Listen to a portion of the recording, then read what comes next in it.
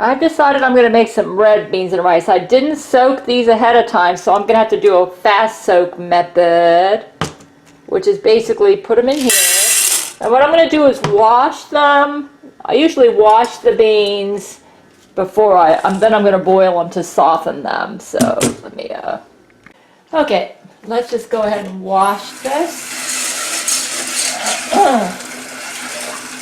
I usually wash my beans when before I make a bean, I wash my rice, just in case I probably don't need to do this, but I always do this. So, what I'm going to do is I'm going to, I didn't soak these overnight, so I'm going to go ahead and add water to this and heat them up on the stove and get them soft and ready for a black beans and rice dish. Let's just go ahead and put it right over here. So yeah, there. And yeah, let's go ahead and take it off. So yep, let's go ahead and turn the stove on. So we're going to go ahead and boil these and get them soft for a recipe. I'm going to boil them for like a minute or so, and then turn it off and just let them soak for a while. What I'm going to do is boil them for 2 minutes and then just let it sit for an hour. I actually use the water in here because the beans bring a nice flavor to the rice. So I may add a little bit more water, but I'm going to bring this to a boil, and then I'll let it soak for an hour, and then I'll go ahead and assemble my red beans with rice. I make it Japanese style with kelp. Okay, it's starting to boil. Let it boil for a couple more minutes, and then I'm going to turn it off and just let it sit for an hour. Let's see, usually I soak the beans overnight, but I didn't decide till today that I'm going to make red beans and rice, because I looked around and I thought, you know what, you need another dish, something with carbs in it. So yeah, let me just go ahead and I think I can turn the heat off right now. I just turned the heat off down there, and I'm just going to let it sit for an hour, and then I'll be using this water too as part of, with red beans and rice, I like using the bean water that I soak it in because it gives it a nice flavor. Just like I often use the mushroom water that I soak the shiitake mushrooms in my recipes because they give it a nice flavor. That water gives it a nice flavor too. So I'm going to let it sit for about an hour, and then I'll proceed with the recipe. Still soaking. As you can see, they're starting to fill out. So I've set my alarm for an hour, so when the hour's up, then I can start working on the rest of the red beans and rice. Okay, this recipe calls for 2 cups of brown rice, so I'm going to put in another cup. Alright, here's another cup. Now I'm going to wash this. Yep, wash it over there in the sink. Yep. Yeah.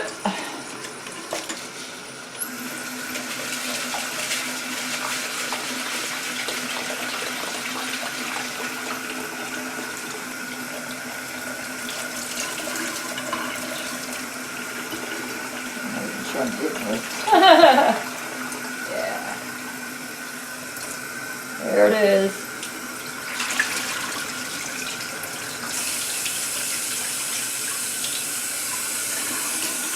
Yeah, you always wash your rice. Coming from a Japanese background, I wouldn't dream of not washing my rice. You can see all the dirt too, man. Look at all that. See all that dirt coming out? Let me just go ahead and wash this rice. I just keep swishing it around till the water comes out pretty clear. That's what I do. And I make a Japanese version of this. Just wait till that water comes out clear. It's not clear yet. It's kind of muddy looking. That's all dirt and stuff. Just keep doing this till it comes out clear.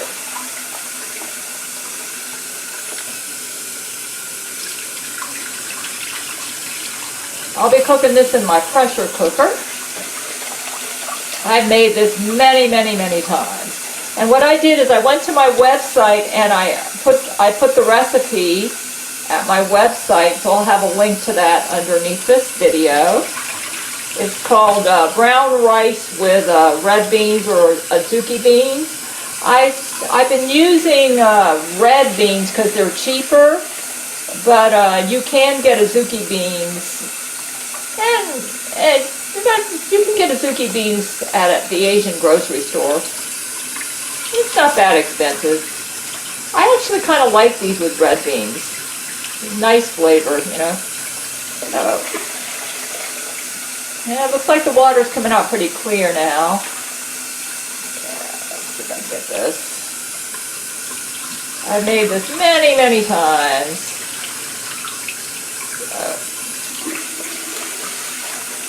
Yeah, I think this will be the last switch here. Turn that off. And then I'll just go ahead and put this in the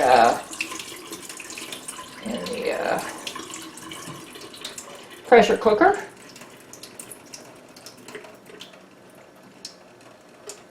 That's good enough.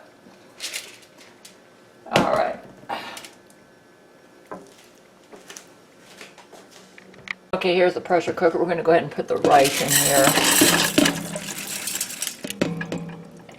Yeah. I'll go ahead and dump all this rice in here. Okay. Yeah, here's the rice. So I kind of like... Okay. Those are the beans. Look what happened to them. They've been sitting there for hours. I was working on my website, so I kind of took a break. Okay, now let's go ahead and do the next step, which is I'm going to drain these beans and save the water. Okie dokie, let's go ahead and put this over here inside of this. And I'm going to dump that in there.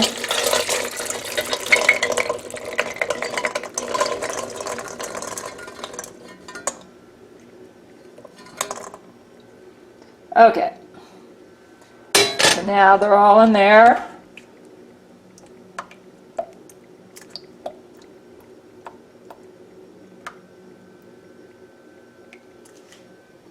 Okay, let's go ahead and throw that in here. So threw that in there. Okay, now what I need to do is measure 2.5 cups of water, which I'll add to this. I'll be using the water that I soaked the beans in. That gives it a nice flavor, so I'll be doing that next. I meant to say 4.5 cups of water. Okay, let's go ahead. 1. This goes over here.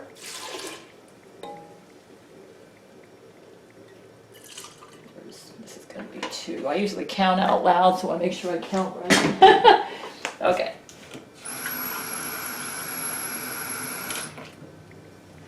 2.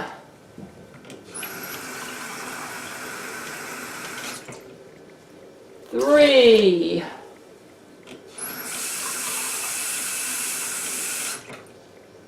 4. Yeah, you want to get this right because it helps your rice, and 1/2. So there's now 4.5 cups of water in my yeah, you can see that in there. Okay, the next thing I'm going to do now is cut me some kombu or kelp seaweed. It gives it a nice flavoring, and I'm going to put that in there. I also need to swish this around, kind of mix this all up too. Yeah, we'll do that right now. Yep, that's good. Oh, goodness. Lori McBride makes me sneeze, man. Believe it or not, that is brain control making me sneeze. She can do that with brain control. Okie dokie. I usually cut me some, as you can see, I got quite a lot of seaweed here. I love my seaweed, so I put in about this much. I probably should put in less. I mean, I usually put more than this. I love my seaweed, so what I do is I kind of cut it up. These are sharp kitchen scissors that I ordered a long time ago. You gotta be. I actually cut my fingers real bad one time making this recipe. I learned my lesson.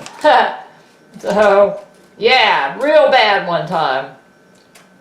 As you can see, I've made this recipe a lot. I think this will work. This is good. I like to cut them in small pieces. It adds a really nice flavor to the red beans and rice. I love it. They actually make soup stock from seaweed like this in Japan. And it does add a real nice flavor to the red beans and rice recipe. So let me just go ahead and cut this. Just make sure you don't cut your finger. Believe you me, it's real easy to do it with these. It's real easy to do that. I've done it before. Okay. So you can see that is going to go inside of the okie dokie. Let's go ahead and add that in there. I usually use more than this, but I need to quit doing that. I don't need to use so much seaweed. Okay, let me just go ahead and swish that around.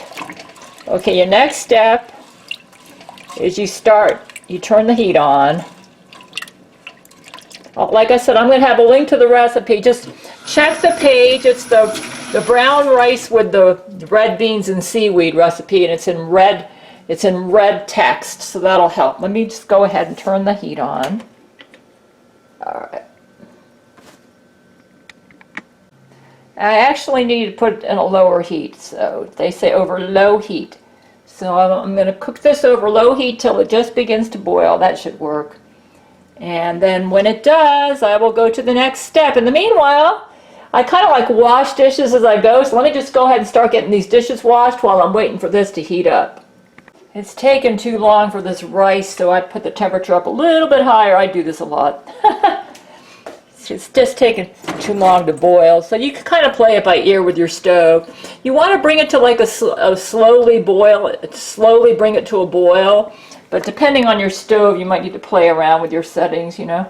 I mean, you don't want to take a half an hour to get there. So I'm just still waiting. It's been here like 8 minutes, and it's just taken too long. So I put it up here almost on high. I've made this many a time. Once it starts boiling, then I'm going to put a cover on it. So, all right, need to cover it up. Let's go ahead and get this right here. Got to cover it up.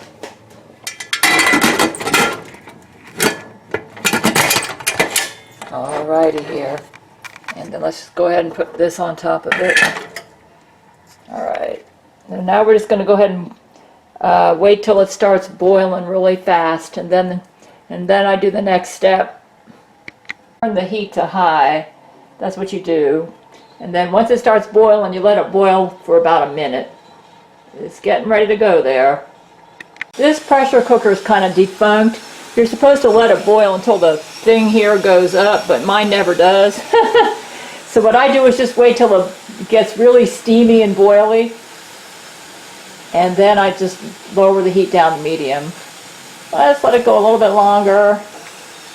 Yeah, you can hear it. You see it's really steamy and boily here. That's pretty good. Okay, yeah, I'd like to really, because now if this thing was working, the pressure would be up by now. So let's just go ahead and put it down to medium. So we'll put it down to about right there. Okay, and we'll leave it there for about 5 minutes on medium. Actually, let's just go ahead and put it down to about 3, not 5 minutes. Okay, I'm going to go ahead and set my timer so I don't forget about it. In about 35 and 40 minutes, it's going to be pretty much done. Yeah, that's a good spot for me. Yeah, so we'll go set the timer for about 35-40 minutes. I set my alarm on the wrong time, so I a little bit overcooked it, but it's still good. But anyways, it's done. Working on my website and cooking videos at the same time doesn't seem to be working out for me. But I noticed that it seemed like I think I set my alarm to the wrong time, but so it's a little bit mushier than I'd like, but it's okay. There it is. So let me try it. Here's the red beans and rice. You got to add a little bit of salt, and if you add like your favorite oil for seasoning, like whatever you like. I usually like to put in something like sesame oil or whatever. That can make it taste good too, but not bad. It came out all right.